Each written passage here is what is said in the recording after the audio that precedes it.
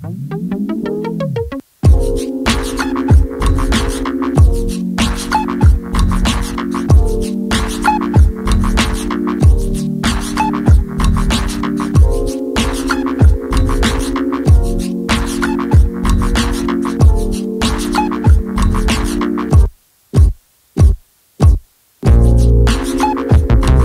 had a lot of fun for a long time talking about everything from proper gingerbread house etiquette, Chris Webber and the Sacramento Kings, baseball cards, pogs, whatever you can think of that was a little bit zany. We talked about it. And like three guys in their mid-30s, it was really hard to get us together in the same room for an hour to record a podcast because we're three guys in our mid-30s. So I decided to go back to something that I was pretty passionate about, which is talking about wrestling, talking about sports, the people that I interact with on social media, and just having a good time with them, talking to them. And this podcast is going to be no different. Last podcast, I was joined by Chris Van Vliet of Deco Drive in Miami. Chris was a great guy. We had a really good conversation about growing up as a pro wrestling fan, WrestleMania memories, all kinds of stuff like that. So you guys can check that out, as well as all now 90 episodes of the Gully Blanchard podcast, which is available on iTunes, Spotify, Google Play, wherever you get your podcast. We are there by searching Gully Blanchard. You can follow me on Twitter at Gully Blanchard, which is GULLYBLANCHARD. No Facebook, no Instagram. And yeah, I'm on there pretty often talking about a lot of different wrestling sports, pretty much whatever comes to mind. And also check out the wrestling writing that I do at No Coast Bias. I'm doing something to where I'm having a little bit of fun with the NFL draft. I don't know if any of these guys are good coming out in the draft. Chances are most people don't either. So I like to make fun of the mock drafts. I did a mock draft where I pretty much stole someone's mock draft as far as the order of the guys. And instead of using your generic football cliches like high motor, fast twitch muscle fiber, which no one really knows what any of that stuff means, I gave it kind of a wrestling spin. I think in one of them I said Ed Oliver needed to spend some time at NXT with Steven Regal to see if anyone would kind of get the jokes. One person did not get the jokes. He was a little bit confused why Greedy Williams needed to work on his in-ring psychology. That's pretty much the reason why I do those kind of things, so people get the jokes. And you can also check out the sports writing I do for the Sacramento Kings at A Royal Pain. Been a fan of that team my whole life. They are finally fun and decent to watch in the middle of December. That is a feeling that I am not used to as a 35-year-old adult. So yeah, we're going to, that's pretty much everywhere where you can find me. This guest is someone that I have seen on social media for a long time. Someone I wanted to talk to for a while. We tried to set this up last year. I think I had some technical issues, which spawned me essentially buying a Chromebook because my laptop wouldn't work anymore. But we got him on the show finally. It's going to have been a long time coming. Derek Montilla, the mayor of Reseda. Welcome to the show, man. Hey, man. Thank you so much for having me. I appreciate it. Not a problem. So I know you are really busy with wrestling and sports in the Phoenix area. We're going to get into that in a little bit. But where can people follow you on social media? Where can they find hear all the stuff you're doing with Phoenix sports as well as wrestling? Yeah, you can get me on Twitter anytime at cap_caveman with a K. And one thing I appreciate is you saying no Instagram, no Facebook. I'm on the same boat. I have those things, but I hate all of that. Yeah. Why do I have to have all of that? Just find me on Twitter. And yes, that's where all my insane thoughts are at 3:00 in the morning. That's where you'll find my posts for articles and whatnot. That's pretty much where I live. So you can also find me on thesteelcage.com. I do a couple of podcasts over there, including a wrestling podcast and a very important snack rating podcast. We also do a couple of other things involving some movie reviews and other things that we do over there. Big fan of my friends on that podcast, and I enjoy getting a chance to do those with them. And then for the sports thing, you can get me at arizonasports.com. I cover the Arizona Diamondbacks. It's going to be an absolutely miserable season, just like all other Arizona sports this year and possibly for the next 5 years are going to be. But hey, that's where we're at. I'm here to at least convey the misery and do my best to make some people laugh while the teams are really, really bad. A couple things I did not realize about the Phoenix Suns is I must have been in the bathroom when the memo came out. When did that become Talking Stick Arena? That's always been America West Arena to me. Oh, yeah. No, I mean, they've switched that thing so many times. It was America West, it was US Airways, then it was Talking Stick Resort Arena, which really messes with people because there's a Talking Stick Resort. It's a completely different place, but it also holds like musical acts and whatnot. It's a hotel casino. So when you say I'm going to go see a concert at Talking Stick Resort Arena, you sometimes don't know where you're actually seeing it at. Is it at the arena downtown? Is it at the casino? I have no idea. So yeah, it became that right around time when things became really miserable. You know, we've had a miserable owner, something a lot of people can understand, but it's been a long time of this team being bad now, and they are really bad. And you're talking in a year when like almost every single team in the West is in it somehow, some way, and then there's the Phoenix Suns. So yeah, times are tough. So I'm a Sacramento Kings fan, so we are kind of on that same car ride in misery. We're sitting next to each other on that car ride with bad ownership. I am deathly afraid of enjoying this basketball team because I just have a feeling that Vivek and Vlade are gonna trade. They're gonna fire Dave Yeager, replace him with like an Amazon Echo. They're gonna somehow find a way to give De'Aaron Fox the MEN-TO of Sacramento and just give him everything under the sun. So yeah, I'm a little worried about what they're going to do with Willie Cauley-Stein in free agency, but in regards to Talking Stick, I know out here they call Golden One Center like G1C to kind of shorten it. I'm about 30 minutes without traffic from Oracle. That is always called either like Roracle, or we're going to go check out Oracle. I know Quicken Loans Arena is called the Q, things like that. This is always something to interest me. We talked about this on a show a long time ago with my friends. Is there a nickname for Talking Stick Arena? Like, is it the Stick? Yeah, it's the Stick. We've tried to push the Stick. It's hard. It's weird too because we have a lot of like East Coast transplants here in Phoenix. Yes. It's one of the things that makes going to sporting events such as even split. Like people think the fans here are bad, but in reality, we just have a lot of people that came here from somewhere else, and those people love their sports teams, not the new sports teams. We're finally getting a generation of children that have grown up with the Phoenix sports scene being pretty decent. So we have some diehards kind of growing, but it's a weird sports scene for that. But yeah, it's hard to get the nicknames to stick. I tried to push because Chase Field has always been owned by a bank in some way. So I tried to push calling it the Bank on people. They don't like that. They don't like the Stick. So I don't know. We don't really have good nicknames, but I think it's mostly because there's nothing exciting going on in sports. It's kind of like nicknames with players. People don't even care about that kind of stuff when your team's really, really bad. You try to have a fun time because that's what sports is. You know, you try to say something like, let's call this guy this thing. And they're like, yeah, well, that guy has a $7.5 million contract that's eating up our salary. And he's one of the reasons we're so bad. It's like, all right, calm down.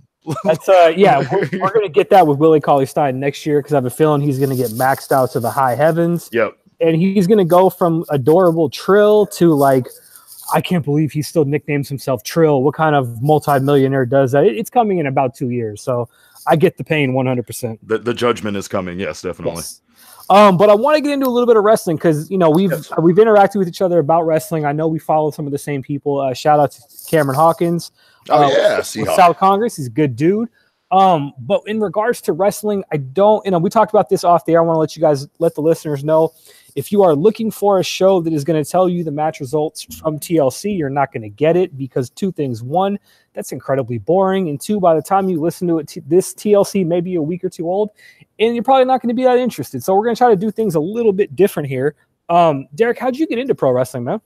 I got into pro wrestling mostly because I think like a lot of people, it was just real life, superheroes. Yes. I mean, I was really young. I always attribute a lot of it to the video games too, because I was a big fan of like the arcade wrestling game. And I think that kind of led to me liking wrestling more. You know, like I see it through the eyes of a kid sometimes, and I can see how kids kind of can get bored with it because they like, you know, they're not big into the matches stuff. They're more into like the characters and everything like that. There was so much more of that when we were kids. Like they cared so little about the matches. And I remember me myself caring very little about the matches, but caring way more about what guys wore and how they looked and all that kind of stuff. Right. And then, you know, it got into a point where the storytelling got really good and it became my favorite television show. And it's weird because it's the only show besides like Young and the Restless or something that people can say like, I watch it. It's not as good as it used to be, but I still watch it just because I watched it for the last 20 years. I think that's where we're at, with at least Raw, but I mostly got into pro wrestling, I think, because I always had good friends to watch it with, and we never took it seriously. When I was really little, I took it way seriously. I had older brothers that would tell me it's fake. And then I remember one time, and I've told this story before, but Macho Man kicked the crap out of Jake the Snake Roberts for kissing Miss Elizabeth, and he bloodied him. This was like on a Saturday night main event or some other, weekend type show. And I remember running to get my brothers and showing them that they were wrong and that wrestling was real because of the blood that was oozing out of Jake the Snake's head, So, it's always been kind of like one of those things. And I think just as I got older, especially past what those of us that are in our mid 30s consider to be the golden years, I found wrestling just to be fascinating as a real life thing. The ins and outs of it, meeting wrestlers, becoming friends with them, talking to them about time. Like, we became friends with like Drew, and Drew McIntyre when he was no longer with the company. He was always just a really good guy. Like, he always had a really positive attitude about stuff, but it was always interesting to talk to him and to find out things about like WWE that we never knew as fans, and just have somebody that actually has worked there and had a considerable run and was popular, be able to like tell us stuff about, the inside parts of wrestling. It became fascinating to me, and meeting these guys and, in some cases becoming friends with them and things like that to me is really what's kept it going, for me now. I look at the NXT roster right now, and 3/4 of those guys are guys that I had long conversations with at PWG at some point. And I'm just huge fans of them as people now, so I'm just rooting now for guys that are really good people, hardworking people to do well in this business. Yeah, I think that's something that I'm kind of on the same wavelength as far as you get older. I think like as a kid, you kind of like you look at these guys as superheroes. And then I think a lot of people as a teenager, you either kind of get out of it because you find other interests. And then as it transitions into adulthood, I think you kind of learn to understand the showmanship of it as far as, I don't like calling it fake because I think it's actually the hardest physical sport that there is out there for the amount of work that these guys and girls have to put themselves through on a daily basis. But I think one thing that's intriguing is you get a different appreciation of like the stories and what they're trying to do and what they're trying to tell, and how like every match and every move, there's something behind it. And I think one thing that's intriguing as you get older is sort of like, okay, what did this specific move mean? Or like, what was this wrinkle? Like this 5-minute promo could totally alter the course of a storyline or a career. Totally. And you get into sort of trying to, not necessarily trying to figure out the magic, but you get a different appreciation for how the stuff is presented from a television and in-ring standpoint, and just trying to find along the stories. I think every wrestling fan has their own like mock booking of WrestleMania and things like that. So to be able to do that stuff, it's something where even as an adult, you kind of get an idea of like, oh, this is really cool because I have a different appreciation. And then that opens up so many doors to, why a guy like Lance Storm didn't really look great as a teenager. He just kind of looked like a guy that lost a lot. But as you rewatch the stuff as you get older, it's like everything he does was so crisp, and all the stories he would tell, you get a different appreciation for that. Sure. Stuff. Yeah, it was really interesting. I mean, I went through a run where when I look back at the guys that I was a fan of WCW, for instance, they were technically sound guys that ended up having, for the most part, pretty long careers. And so it's funny to me because it was never, even though I started watching WCW because that's where Macho Man was now, and that's where Hogan was now, and the whole NWO thing fascinated me so much. I mean, that to me was probably the point where I was no longer your average wrestling fan, because I remember watching that and just laughing, because I was a teenager at that point. I was like 15, 16, and I remember just laughing about the whole promo with Hulk Hogan telling people what chumps they were for, listening to him about saying their prayers and eating their vitamins and all of that, right? But then after that, I started watching WCW again. One of the things that brought me back to wrestling after that hiatus that you're talking about, after that period where you kind of lose interest and you grow up a little bit, was the N64 games. You know, I bought those games and I loved them. And then I started realizing that these were like all real people that were in WCW. And I could care less about like the Hogans and the Macho Man. And I cared more about like Rey Mysterio Jr. and Eddie Guerrero and Ultimo Dragon. Like these became the guys that I was, you know, fascinated with. And then, you know, I think from there is when I really started developing a love for like wrestling. You know, before that, it's all just the show. It's the fireworks. It's you know, Coco Beware with his bird. It's Undertaker. It's all of that. Like all of my favorite stuff as a kid was all dumb shit. That was all just bright and colorful and whatever. You know, you had the Undertaker was one of my favorite things, Ultimate Warrior, but all these things that you come to find out, they were basically just interesting characters. They were interesting, you know, things, but they weren't really like, there wasn't a lot of substance there to a lot of the wrestling. And you know, I guess that changes, but I still see kids, and that's why when, you know, kids like certain people that are being pushed by WWE, I kind of get it. You know, it still questions it, and it still frustrates me as an adult fan that likes it as my favorite show. But I get it, because it would be the same thing if Ultimate Warrior was active now and we were like, what is this guy? You know? Yeah. And that's one thing that I always find to be interesting. I have a friend of mine who's, I'm 35. I think he's about 20 years older than me, if I'm not mistaken. And him and I have some really good conversations because he was around our age or a little bit older during the golden era, like the Hogan era and the Macho Man era and the Ultimate Warrior era. And I always ask him, like, how did you interpret this stuff as a fan who kind of knew what was going on? Because as kids, I think one thing that's interesting, I think it's lost on the generation that's younger than us, is that we grew up with these guys as like real life superheroes, but yet there was other generations of fans that are our age now, and they grew up looking at Hogan as like the guy from AWA and the transition from like the territories to the big boom of the golden years. And he always says that, you know, Hogan was definitely the guy, but he wasn't positioned as the guy before he got to WWE. And you get some really interesting takes about guys like, you know, the Warrior, or, you know, how important Savage was to the WWE at the time. But I think even now, like if you look at fans that are in their early 20s, that's a whole generation of fans that grew up with just learning about the NWO as their early you know, first exposure to pro wrestling. Like they miss out on the whole like Hogan versus Warrior. And I always find that interesting because I wonder like how they go back and watch Hogan versus Warrior. Did they watch it like as a kid through those childlike eyes, or is it something to where like their Hogan and Warrior was Hogan and Warrior from like Halloween Havoc or something like that?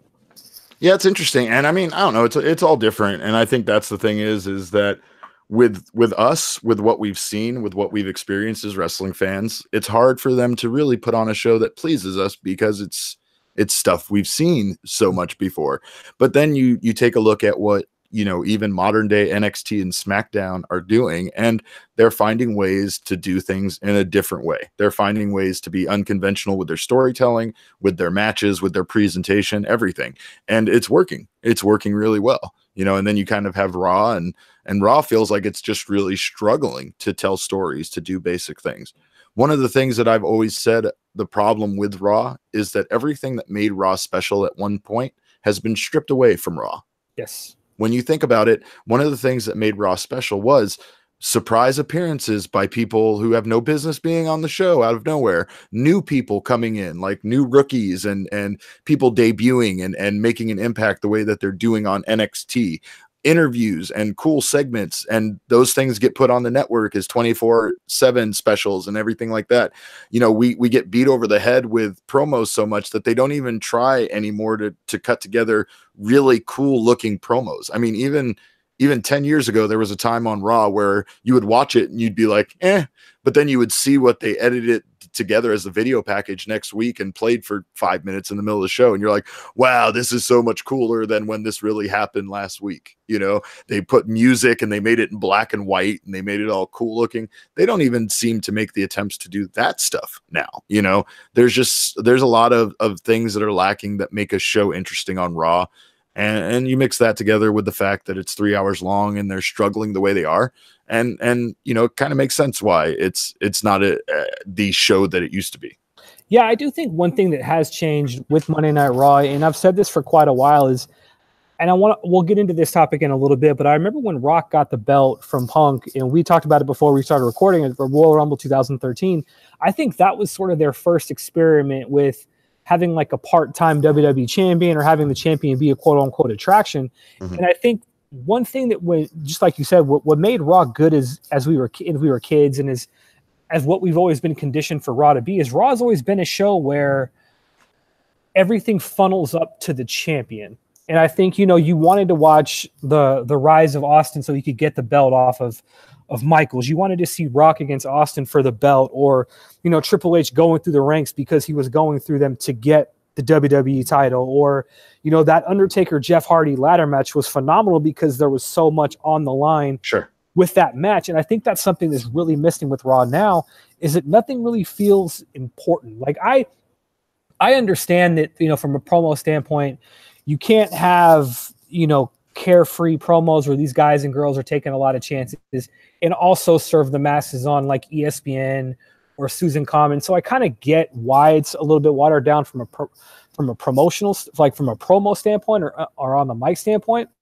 But the biggest challenge that I have is that you're going to get a great match from, say, Finn Balor and Dolph Ziggler. Say we get it tonight on Raw, and it doesn't mean it's not advancing any storylines, because all it's coming down to is like, well, we're not going to get the WWE champion until WrestleMania. Like I remember specifically, I remember Roman Reigns and Cesaro had a really good match. I want to say it was either earlier this year, which actually feels like it was so long ago, or like the match like Kevin Owens and Seth Rollins had, which was Owens' last match on Raw for a while. Like those are matches that if you put them at the end of Mania, we're talking about that being one of the greatest WrestleMania matches of all time. Correct. But they just don't feel like they mean anything. And I think that's one of the challenges, is that everything that happens on Raw, it's like, okay, well, when Brock comes back, he's just going to end up beating Seth, or he's going to end up beating Braun, or he's going to cut the legs out of Joe like he did at Great Balls of Fire. I think that's one thing to where WWE, I firmly believe this right now, to where in 2018, they have the best in-ring product that they've ever had, but the characters don't matter. And the story, they're not telling stories that have a beginning, middle, and finish. Everything's just kind of in a middle area. And I think that's really hurting where they're at right now, because Vince McMahon comes back on Raw tonight while we're recording this. But after that 20-minute promo, like, is he going to do something to where there's a WWE title tournament, or there's got to be something there to get fans re-energized in the product? And I think it's a little bit more than just, Finn Balor and Dolph Ziggler having a 20-minute classic match that just doesn't go anywhere. Yeah. No, I mean, you're absolutely right. And what you're talking about essentially is the core of storytelling. It's Raw's a show, and it seems like they forget that it's a television show. So without it being, with you losing sight of it being a television show, you're just putting on matches. You're making it like a weird sporting event, which I know that they kind of have always wanted to do that, but that's not what wrestling is. Wrestling is theater. It's one of the reasons why I always liked it. I mean, I was always into dumb stuff at like Universal Studios and Knott's Berry Farm, where it was like fun stage shows, the stunt shows where guys were falling off of stuff and all of that. But I liked them because they were a complete show. They came out, they kind of made fun. They were like, they'd make fun of the concept of a stunt show, and they would tell you how you needed to cheer on the bad guys or cheer on the good guys, boo the bad guys, and all of that kind of stuff, and there's just something there that's needed. And you the one thing in today's wrestling world is people know all of the stories that have been told before, because not only do we remember them better now and pass them down, but like when we were younger, you and I would talk about a match as friends, and then that's it. We'd talk about it. You tell me like, oh, one time I saw this match between Eddie Guerrero and Rey Mysterio. It was amazing. And be like, really? And you're like, oh yeah, it was in WCW. It was early days. This happened. It was crazy. Wow, that's crazy. Now what happens is you're like, hey, there's this match between Rey Mysterio and Eddie Guerrero. Want to see it? Yeah. That's it. Let's pull it up on the network really fast, or on YouTube or whatever. It's a different world now where people know the history better. So even younger fans that haven't been watching as long as someone like you and I, they know all these stories. They've seen all this stuff before. Whereas SmackDown and NXT are trying new things to tell better stories. Raw isn't. It reminds me of one of my favorite movies is Adaptation.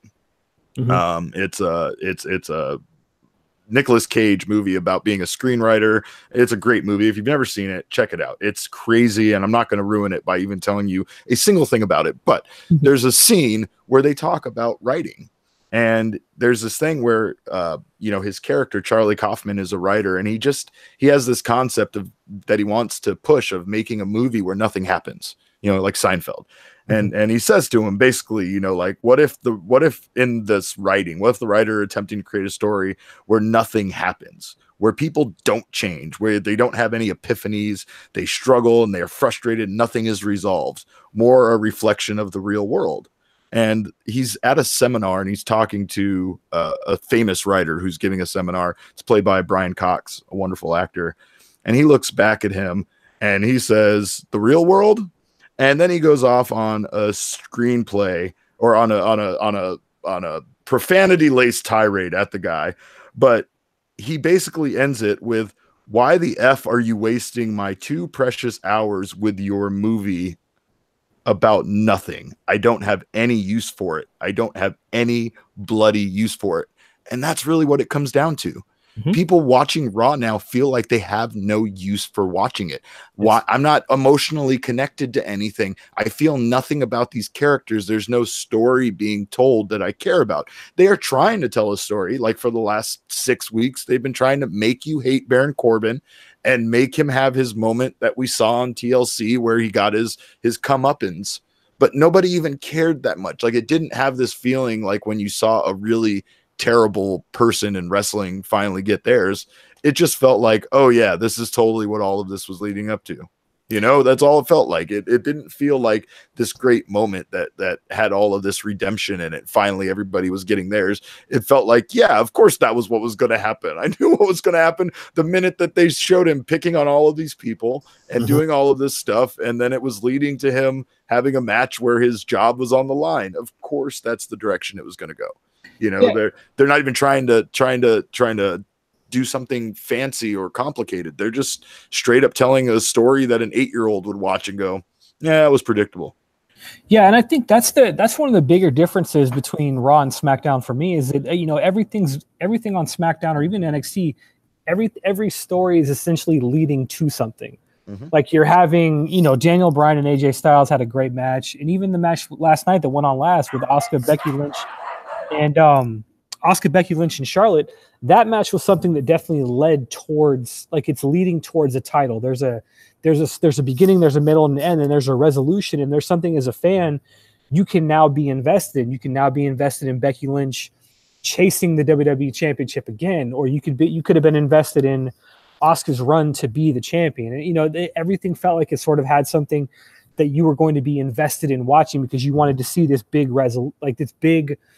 this big problem be resolved. And I think that's the issue that they're having with, you know, the last match on Raw from TLC last night was Rollins and Ambrose. And there really didn't feel like there was much of a resolution to that. It felt like it was a grudge match, but the story, you know, it was a very easy story, but you felt like once that feud ended, there really wasn't like a big resolution to it. Like, sure, the Intercontinental title could change hands, but we've been conditioned for so long to believe that's a second tier champion. You can't just make the Intercontinental champion the top guy on the company when everyone's kind of looking at that and being like, okay, like, when's he going to face Brock? And I think that's something that, you know, SmackDown and NXT do a really good job telling stories that really aren't complicated. They just seem like they have a beginning, they have character development, and they have an end to them. Like, I'm excited to see, because eventually, I think as fans, we all know eventually we're going to get the finish of the Ciampa Gargano feud, and that moment really feels like it's going to be Gargano winning the belt at NXT in NXT takeover at Barclays WrestleMania weekend. I think that's something that it's a logical storyline that anyone can follow. I think that's something that Raw is missing right now. Yeah, and I mean, it comes down to they have it sometimes, and then they blow it. They have a good rivalry going. They change directions. They do weird stuff all the time. They push the wrong people. You know, Raw's had a lot of bad luck. They've lost a lot of good superstars due to injury, so it really leaves them kind of scrambling. But WWE has plenty of talent. The problem is that you're not making that decision to utilize that talent. Yeah. You know, you inject somebody that's not Lars Sullivan into the Raw roster, and boom, all of a sudden you have yourself something really interesting. There's a number of guys there that would become all of a sudden the hottest thing on Raw. Aleister Black premieres on Raw. Done freaking deal, dude. There's your biggest baby face on the show instantly. You know what I mean? Like, there's so many things. You could have the Undisputed Era invade Raw. You could have so many things happen where NXT talent helps out Raw, and those guys that would come to Raw would then become the hottest thing in wrestling, potentially, if handled right. Yeah, and I think one thing that they could do if they want to do some kind of kind of get a shot of adrenaline for Raw is even do something where like we're going to do like a 16-man tournament for the number one contender, and you get guys up there from NXT. And I remember they did that with Roman and Sheamus when Sheamus won the belt at Survivor Series a couple years back, and that in itself was really interesting because it's like you're following along with this story, and it has a conclusion to it. Like imagine if you had a guy like, I don't know, say, Adam Cole or Kyle O'Reilly, or even Velveteen Dream was in that tournament as like an 8 seed, so to speak. That's like what I mean. Like you do something like that. It would be incredible. It doesn't mean he's going to stay on Raw, but like, correct. You now at least have the anticipation where like, what if Dream's going to win? Like, what if he makes it to the semifinals? And every year it seems like even in the NCAA tournament, there's always that one Cinderella team that you're like, what if UMBC actually does it? Like, what if they get to the Final Four? And then they don't, and you're like, I was silly. What was I thinking? Yeah. But still, it doesn't matter. For a while there, they made you hopeful. They were the Cinderella team, and that's what would happen to anybody in a tournament like that from NXT. I mean, honestly, really what it comes down to is, like you said earlier, we all fantasy book, and lately I've been fantasy booking hard, and I've been coming up with all sorts of scenarios. But what it comes down to is it's not always as easy as we as fans think that it is, right? It always has like a deeper thought process there because there's a lot of decisions to be made when it comes to that kind of thing. I honestly think it kind of goes back to what you were saying with the Intercontinental Championship. I didn't think that it was the best move, but there was a part of me that hated the Universal Championship, as a lot of people did. The good old, what do they call it? The fruit stripe gum or the fruit roll up belt. They took it away. They put it on Brock, and for me, for at least a minute, it made it kind of prestigious not being on Raw so much. It made it a rare thing that we got to see every once in a while, and it kind of gave it that prestige that they were looking for. And at the same time, I thought also that would, elevate the Intercontinental Championship as like the main title being defended all the time on Raw, whereas the championship is nowhere to be found. I was wrong. Like, you're right. It didn't make that feel that way. It just made Raw feel like it's missing its actual championship and that we're stuck with this mid-tier belt as our main championship now. It's odd the way that worked out, because I don't think poorly of the Intercontinental Champion. The Intercontinental Championship has always been a prestigious title that basically meant you're next. Mm-hmm. You're next. You're the next hottest thing in wrestling. Now it's like the NXT title means that. Yeah. That's what that feels like. That's what the actual like Intercontinental belt is. But again, you have a case where they have so many belts out there that belts have kind of become meaningless. I mean, the only belts that matter to me anymore are like the WWE Championship and the NXT Championship. Yeah, and I think one thing that's missing, and it goes back to just telling, storylines that fans can follow, is even if you could legitimately right now, I think WWE as a brand is hot enough to where you can put that title on just about anybody, but you can use it as something that can build other challengers. And I think that's one thing that they're running into with the lack of characters that have depth, or characters that have an emotional interest. Yeah. If you look back to like a guy like Bret Hart, there was so much going into like him chasing around to get the belt back. Or if you look at a guy like Shawn, or even that match that Shawn and Bret had at WrestleMania, there was such that climactic moment because Shawn was going after the belt. Or even, when Triple H got his title at the time, like he would have to go through matches as a champion, as a contender, when he wouldn't win the title. So that way you can at least build them up by having them look credible. And then you tell a story of like, okay, Finn Balor might not have got it here, but he put on a great match with the champ. So the next time he gets it, I'm going to be that much more intrigued. I think that's something that Raw is really missing right now. But it's what you said. I mean, it comes down to like not overcomplicating things. Raw does this thing where it kind of wants like the entire show to be interwoven, and it wants it all to kind of be a big storyline. And then there's a part of me as a fan that thinks, okay, well, if you don't like that one storyline, then you don't like Raw. SmackDown, they have their storylines focused. You've had a feud between Daniel Bryan and AJ Styles that's pretty much just between the two of them. You had all of their feuds have been kind of focused in with the person, maybe an extra person or two, but they've been very focused, and they feel like well-told stories, even when they're not that exciting.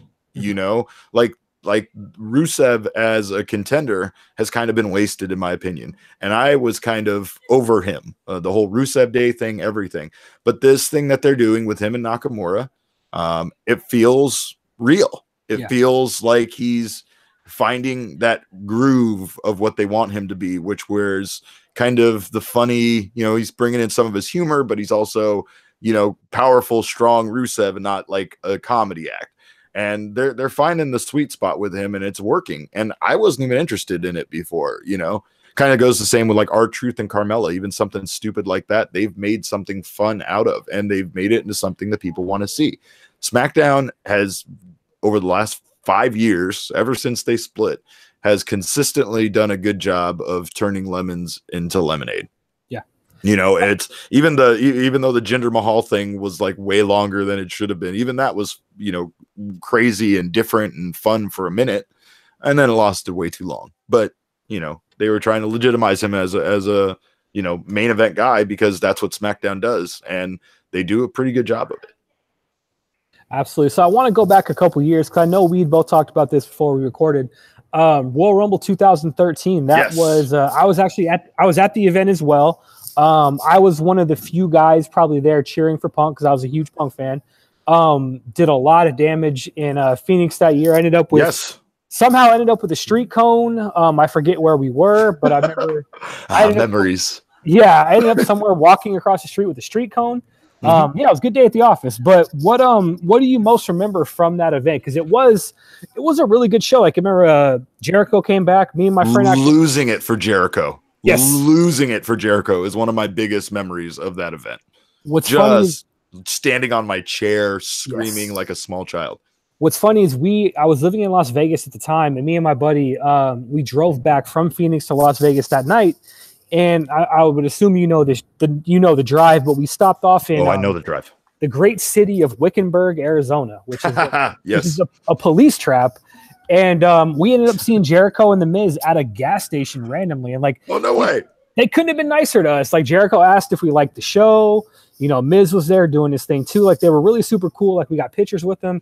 But it was like, that was a really fun show. Like, you had Del Rio kind of getting the rub from Bret Hart at the beginning part of that. You had Goldust coming back and having a good run in there. They teased the Goldust and Cody thing. But what were some of your favorite memories of that show? Yeah, definitely. I remember just really enjoying the Rumble match and just being thrilled to be at the Royal Rumble. You know, we're having it again this year at a bigger venue, but it was such a great show. I was one of my favorite wrestling pay-per-views I've ever attended. You brought up meeting The Miz. I also met The Miz before the show, also with Zack Ryder. And the funny part about this story was, I came out of a bar called the Tilted Kilt that was filled with wrestling fans. One of the reasons why my buddy and I went up there was because the guys on the patio were chanting wrestler theme songs, but in like English soccer chant form. Yes. You know, it was great. And so we were like, oh yeah, we got to go in there. So we went in there, we ate, we had something to drink. And then as we were leaving, The Miz and Zack Ryder were walking into that establishment.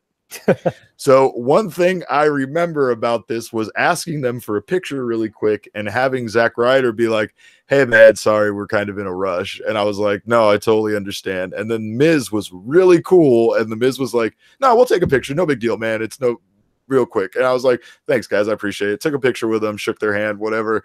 And then I just sat and watched them walk into that bar knowing what was waiting for them on the other side of the door. And I just laughed and laughed and laughed. I was like, oh, you think that taking a picture with me outside of the place is going to be bad? Wait till you see the 500 maniacs in there chanting your theme songs right now. That was enjoyable. But another funny thing was I did not know the guys from the steelcage.com at the time.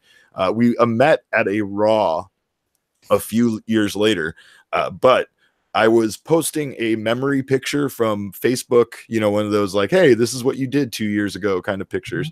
I posted it, and one of the funny things is that the guys from the Steel Cage are like walking past me in front of my picture. And it's a weird coincidental thing. I love wrestling because of the friends I've made through it. I've made a family in Reseda, California out of the people that attend PWG. But I really mean that when I talk about like the guys from the Steel Cage. It's just weird the fact that we all met because of wrestling. And now like I was in one of their weddings recently. It's crazy how our friendship, kind of flourished in a way. But sometimes it's more about meeting people that have common interests and then realizing, that they're really cool guys. But it was just a weird thing because I consider them to be like my best friends in the world. And at the time when that Royal Rumble took place, I did not even know them as human beings. Yet here's this picture that I took of them walking in front of me. It's just weird the way that life happens, how small the world really is sometimes. Wrestling's great like that. It really can be. So what are you guys doing for the Royal Rumble this time around? Because I know it's going to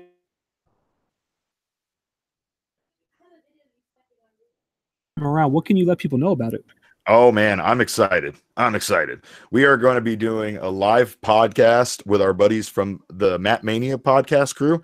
That's performer Megaran, T Call, and crew, our buddy Neonex, and also Rock. They're also based out of Phoenix, and we kind of just we became friends. We attended Megaran's shows, and we loved Megaran as a performer, and became friends with him, and found out we all love wrestling. And next thing we're just this network now of guys that do podcasts and love wrestling. So we're going to be doing a live podcast. It's going to be on Friday, January 25th. It's going to be at 5 p.m. here in Phoenix at the Crescent Ballroom. We'll be doing our podcast, and we will be keeping it short so you guys can enjoy the musical guests we have. Megaran's going to be performing along with T Call and a local band we absolutely love called Bear Ghost. So yeah, it's a fun way to kick off the Rumble weekend. We know a lot of people are going to be coming in town Friday, so we hope anybody that's coming into Phoenix on Friday can make it. Tickets are available at rumble.thesteelcage.com. So please join us, man. We're going to have a good time. Lots of giveaways. I'm going to be rating some snacks, lots of surprises. So we're going to have a good time. What's funny? You bring up T-Call, and this kind of goes back to what you just talked about, how wrestling can really bring people from all across the states and the country and the world together. I actually had T-Call on one of these podcasts. It's in the archives, man. T-Call, he came through for about 45 minutes to an hour, man. We talked about wrestling for the solid time. He's a real good dude. Big fan of his music, man. He does a lot of real cool stuff. He's a super nice guy. That's actually how I came across like him and Megaran, was just having Teak on the podcast. Yeah. And it was a lot of fun. They're great guys, man. I mean, I honestly feel blessed with the friends I made, because sometimes when you're as old as we are, I'm going to lump you into that. I'm going to say we. Yep. But it's hard to make friends. It's hard to keep friends from like high school and stuff, because you change so much as people. And it's just really great to have come in contact with people that I shared interest with, and like have this network of friends now to go watch wrestling with. Because really that going back to my years as a wrestling fan, the one thing that was hard early on was I was the only one, like I had my dad that would kind of endorse it. He would sign off on it. But, until I really started making friends that were wrestling fans, it never felt as fun as it does now. I didn't go to many shows and things like that because I didn't have anybody to go with, and so one of the crazy things is how many friends I've made just kind of putting myself out there in watching wrestling shows, and how that's all changed. So, I mean, I know people say this all the time, especially about indie shows, but if you love wrestling and have nobody to go with, go by yourself. You'd be surprised how many friends you'd make that night.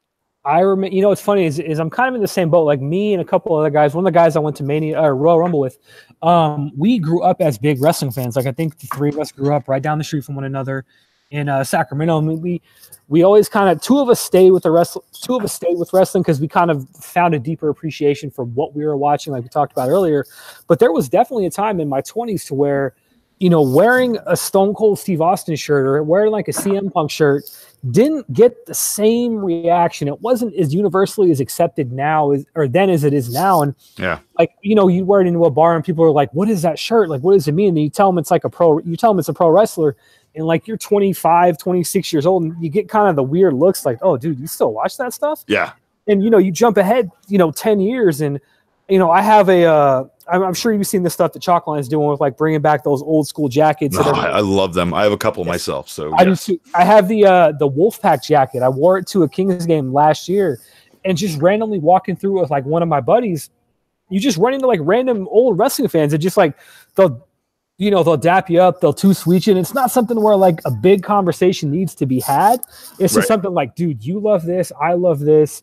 How cool is that you're out here in like an NWO jacket or like an Austin 316 shirt? Because I'm gonna confess something. I have one of my favorite jackets is a Chalkline Bullet Club jacket. And one of the problems I have with it is just in general people not getting what the Bullet Club is. I'm not a big gun person, so the last thing I do is want to be walking around with a jacket that people think I'm literally in some sort of like shooting ammunition gun lovers club, right? Yeah. But it was amazing because I wore it the other night to Childish Gambino here in Glendale, and when I was walking around, like 3 times people just literally said the same thing to a certain degree, just simply like nice jacket, and then we too sweeted without needing to be like too sweet me or anything. It was weird. It was literally like a secret handshake that the other people in our vicinity probably had no idea what the hell was going on. You know what I mean? But it was awesome, and it's a good feeling. It's very unique to wrestling. I don't know. There's other things that people do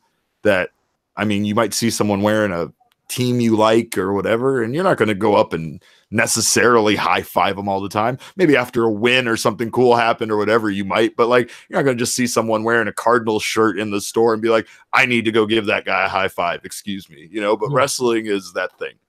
Yeah, and it's something where, you know, especially now with so many different people that are making their own stuff. Like, I know a good example of that is I went to the New Japan show that came out to San Francisco at the Cow Palace, and I went out there, ran into a couple really cool people like my buddy Al, who does the Virtual Pros podcast, Joel, who does joeltosleep.com. Shout out to those guys.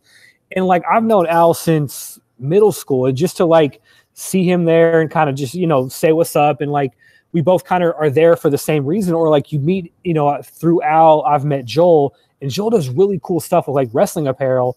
And you just can wear like one of those shirts, and if someone sees it and they recognize it and they know where it comes from, it's not something to wear, again, like you said, like you don't have to have like a 15-20 minute conversation, but you see the shirt, you kind of do like the head nod thing, or you kind of say like what's up to the person, and you kind of like it, in a way. I think now with so many different independent like t-shirt designers, wrestling in a way kind of feels as cool as an adult as it ever has. And I don't know if that's us getting older and just like, hey, like, pretending that or what. No, you're right though. I mean, especially like when you talk about the t-shirts, right? Like what did we have when we were even in high school, or even in our 20s, right? We had thick, heavy duty cotton t-shirts with giant words printed on black t-shirts in white, and things that said suck it, suck me, suck that, you know, all that stuff.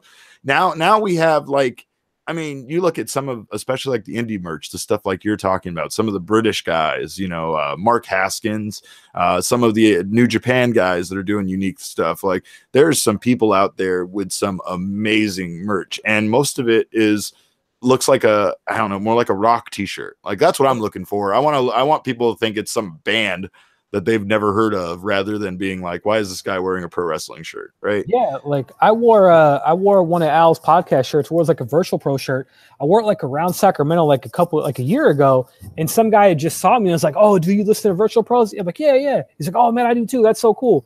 We didn't have to have like a 10-minute conversation, but like you find a lot more like-minded people through social media and just through like supporting really cool people. And I think that's one thing that makes wrestling really cool right now, is it just stuff like, even, you know, what we're doing here, what, you know, you meeting people through the steel cage, like it's fun and it's cool. And I don't know if that's, again, like us being in our mid-30s, where we're kind of like, look, this is kind of who we are, and we love wrestling still.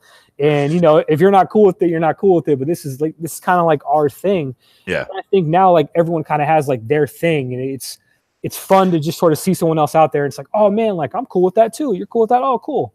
Let's be honest, nerd culture is becoming appreciated more. And when I say nerd culture, I just mean like all of that stuff. Like, people that like cartoons now, like, aren't seen as being so juvenile or ridiculous, or people that are super into, you know, anime. Again, that kind of goes in the cartoons, but like any of that kind of stuff, you know, comic books, all of that, it's all kind of changed. And that's why, like, the Marvel movies are the highest grossing thing in the universe right now. You know, it's a thing where people are kind of allowed to do their thing and not looked down upon for liking a specific, you know, form of entertainment. you know, and that's really what it comes down to.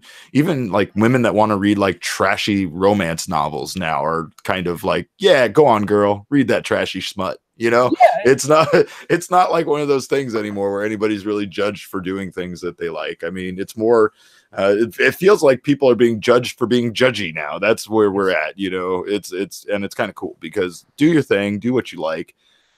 Wrestling, it goes tenfold with that, man. If you love wrestling but you're just exhausted on WWE, there's so much other stuff out there, and you would be surprised, especially if you're an avid WWE watcher, how much you might enjoy something else just based on how different it is. There's a lot of cool wrestling out there, and it's never been this accessible. You've never been able to watch it as easy as you can now. I couldn't agree more. Like, that was something that for me is so cool. Like, I'm the first one to admit, like, I wasn't a huge New Japan Pro Wrestling fan until I watched Nakamura Ibushi at Wrestle Kingdom 9, if I'm not mistaken. Mm-hmm. And that was the match that kind of hooked me.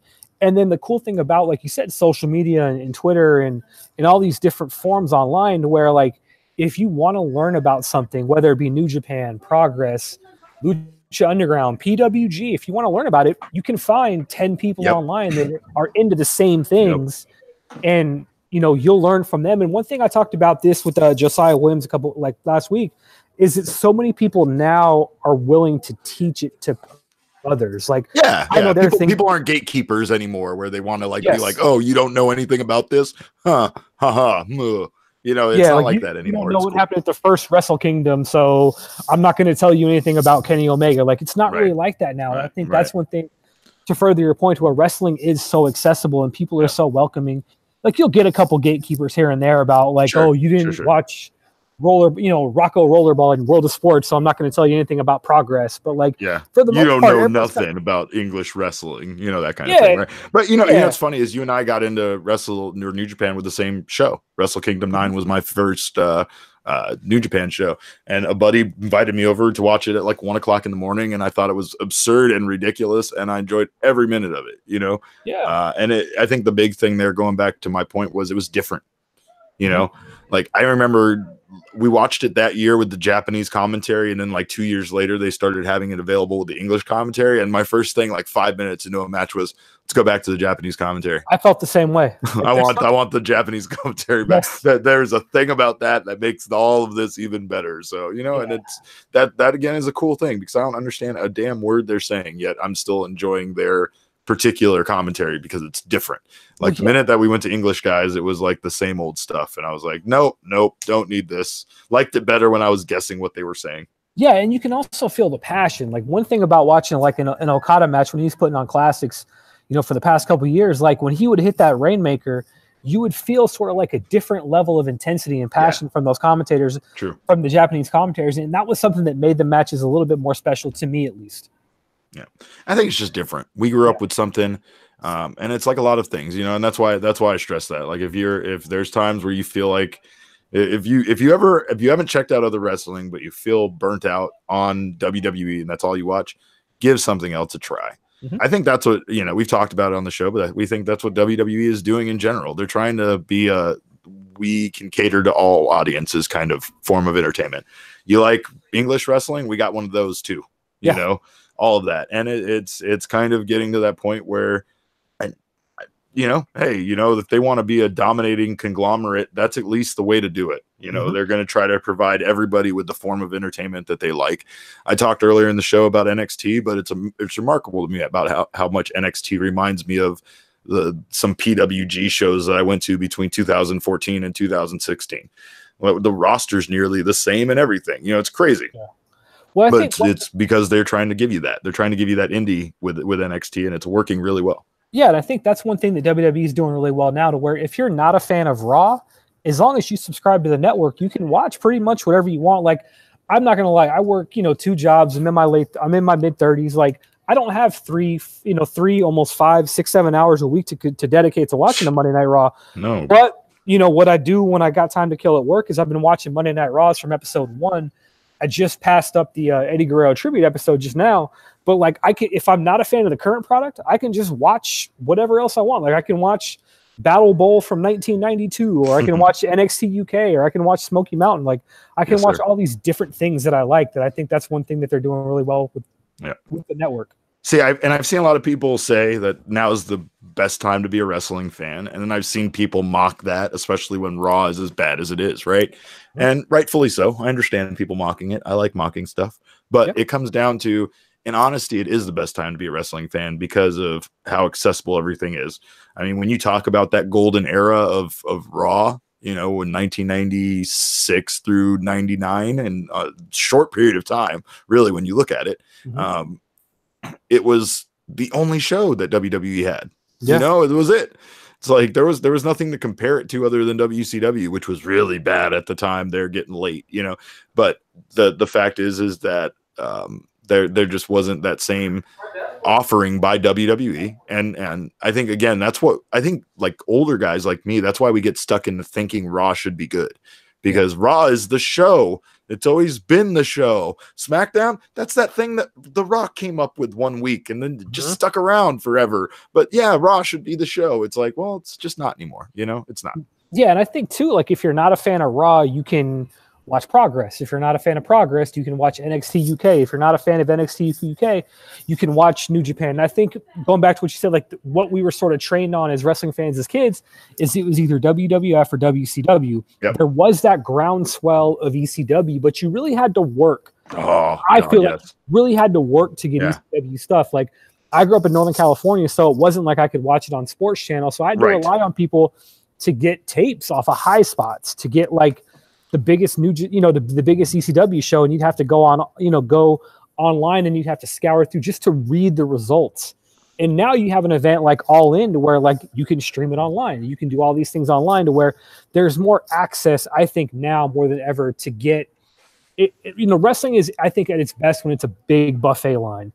And if you don't like A, you can go get B. And if you don't like B, you can go get C. And I think that's one thing that in 2018, is Raw as good as it's ever been? No, but there's more options in comparison to where Raw was, arguably at its apex. Correct. And you know what? Like you said, there's also more options to watch the old stuff too. So if you miss it, you can watch that. And you know what you're going to find out when you watch some of it? It's not as good as you remember it. Yes. It's not. I know. Yeah. Trust me, I've done it. We watched a whole 2-year span of Raw, every episode with 2 years. And man, let me tell you, afterwards, I was really depressed. But I was also very encouraged because there were so many things that I was like, see, this stuff is good. It was mostly the show itself. And the way that they would have matches literally just to be in the background while they showed Stone Cold kicking someone in the face in the back. Yeah. It was weird sometimes the way that they didn't actually show the matches that were airing on television or in the arena. But it was all fun. It's fun. Wrestling's awesome. I love wrestling so much. And it's really one of those things that like a lot of things, when you love it, you critique it. You have times where you're mad at it and you say things you don't mean, but wrestling's brought a lot of joy into my life, so I'm pretty happy with it. And like I said earlier, it's just, there's nothing like it. Absolutely not. So I want to get you out of here on a couple of things. I want to hit a little bit of Phoenix sports real quick. Hell is going on with the Suns. Well, Robert Sarver Okay. Is a big problem. The owner, we talked about ownership being bad. I think really what it comes down to is, the Los Angeles Clippers at one point were the worst team in the league for a number of years, yet somehow they were also the most financially viable team. Mm-hmm. And that's because the person who owned the team at the time did not care about putting a product out on the court that actually won or people enjoyed watching. Mm-hmm. At the core of this thought process is that no matter what, at least fans of the opposing team are going to buy tickets and come watch. Yes. So why do you really need to worry about putting out a competitive team that costs a lot of money when you can just put out a team that's the worst and whatever? I mean, in some cases, I think that there's been, some bad luck. There's been some thinly veiled attempts at being competitive that didn't work out. It's a lot different than what's going on with the Diamondbacks. The Diamondbacks, there's been just huge swings and misses, and those huge swings and misses, when it's management doing things about talent and payroll and stuff, can literally cripple the team for the next 5 years. Mm-hmm. And that's what we're seeing with the Diamondbacks, but it doesn't feel like that's the case with the Suns. The Suns are still getting good players. They have young players. They're just not putting players around them, and they're just not putting a competitive product out on the court. What's weird is now there's this thing with where they want money for a new arena or to revamp the stick, and they want taxpayers to pick up the majority of the bill. And with the Suns have being a basement dweller team for the last 7 years, fans are like, okay, no, you can move them. We don't care. Yeah. There's a belief here. And I think it's short-sighted because I don't think people realize how hard it is to get an expansion team. Mm-hmm. But there's the belief here that people would rather see this guy walk with the team to Seattle or Las Vegas, and we get an expansion team that way we don't have to deal with him as an owner. That's the feeling amongst the majority of the fan base here. That's a crazy, desperate feeling, where you can't really do anything about it because the guy that owns the team really is the one that's the main cause of the problem. Interesting. So I got 2 more questions and we're going to ride on out of here. As someone who used to go to Phoenix all the time, my favorite place to eat was Chompy's. I assume you know what I'm talking about. Oh my God. God bless you. Yes. Chompy's is amazing. Yes. What is your go-to meal at Chompy's? My go-to meal at Chompy's is, I believe it's the Jewish sliders. It's the roast beef sliders that come with like a potato cake on them and then like gravy on top of it. Yes. It's amazing. That was the first time in my life I'd ever had a U-Bet the egg cream. Yeah. Can't find them anywhere out here. I think those things are amazing. I almost want to go to the Royal Rumble just to go to Chompy's. Let's go. Let's go. You come down here, we'll go. All right. Chompy's. I'll tell you another place if you're coming to Phoenix to check it out. I have no affiliation with this place. I just love it. It's called Welcome Diner. It's located in the downtown area. It's like a diner, but then they make like kind of a fancy version of diner food, if you'd call it, like a cuisine version of diner food, but it's just amazing. It's always good, and people are always asking for places to eat. Phoenix has become an amazing place to eat, and there's a lot of good places. So if you're coming, hit me up. I'll give you all the good spots. Absolutely. Last question. What was the last thing you watched on WWE Network? Oh, the last thing I watched on the WWE Network was the Table for Three with Elias and Brian James. Okay. It was interesting. It was like song makers. I think Jeff Jarrett was the other person at the table with him. It was interesting. And it wasn't as good as some of the other tables for three, but honestly, I love a lot of the stuff on the network. I can't get enough of like Camp WWE and some of the things they do. It's great. I wish it was a real channel because I feel like I would watch it more if it was, but I have learned to put it on in the background and kind of let it go. And that's kind of my favorite way to watch it. Absolutely, man. So we're going to head on out of here, but where can people check out everything you're doing podcast wise? And then where can people follow you on Twitter? Yeah. Check me out on thesteelcage.com. All of our podcasts are there. You can get the Steel Cage. I host an interview podcast myself called Minutes with the Mayor. And you can also check out the snack podcast, Derek and Tim Eat Snacks. That's the most important one. Of course. And then also please join me on Arizona Sports if you're interested in that kind of thing. I'll be covering the Diamondbacks as soon as the season swings around. And that's arizonasports.com. We do the Ain't No Fang podcast, which is a podcast solely dedicated to listening to me cry about the roster moves that the Arizona Diamondbacks make. That's a fun time. And you can get me on Twitter at @cap_caveman with a K.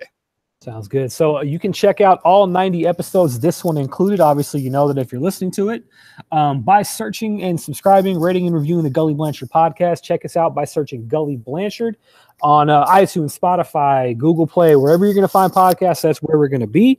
You can follow me on Twitter at Gully Blanchard, GULLYBLANCHARD. This has been a really fun interview, something I've wanted to do for quite some time. It did not disappoint. Derek, thank you very much, man, for coming on the show. Hey, Ryan, thank you, man. I appreciate it. Let's do it again sometime. Absolutely, man. Until then, we'll be back next week. You guys be good to one another and have fun.